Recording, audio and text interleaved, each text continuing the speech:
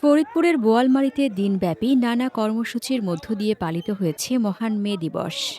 বৃহস্পতিবার সকালে এ উপলক্ষে একটি বর্ণাঢ্য র্যালি উপজেলার টাউন হল মাঠ থেকে শুরু হয়ে শহরের প্রধান প্রধান সড়ক প্রদক্ষিণ করে উপজেলা বিএনপি কার্যালয়ের সামনে এসে শেষ হয়। Senior staff reporter Shafiqul Islam জনির প্রতিবেদনে থাকছে বিস্তারিত। র্যালিতে নেতৃত্ব দেন উপজেলা বিএনপির সাবেক যুগ্ম সাধারণ সম্পাদক ও ফরিদপুর ১ আসনের সংসদ সদস্য প্রার্থী শামসুদ্দিন মিয়া ঝুনু। র্যালি শেষে কার্যালয় প্রাঙ্গণে এক সংক্ষিপ্ত সমাবেশ অনুষ্ঠিত হয়।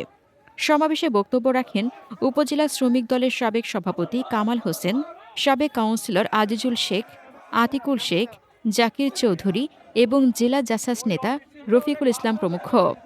বক্তারা শ্রমজীবী মানুষের অধিকার নিশ্চিতকরণে রাজনৈতিক দলগুলোর কার্যকর ভূমিকার উপর গুরুত্ব আরোপ করেন।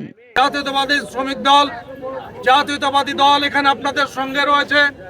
জাতীয়তাবাদী দল আপনাদের প্রতিশ্রুতি দিয়ে যাচ্ছে।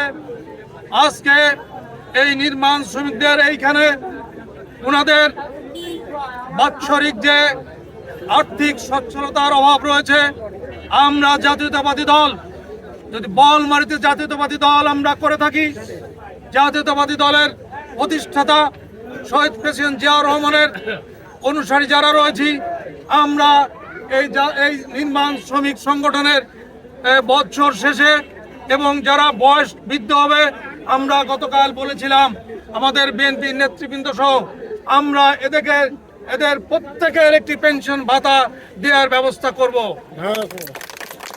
হাসনাতুজ্জাহান হিমু, দৈনিক খোলা চোখ।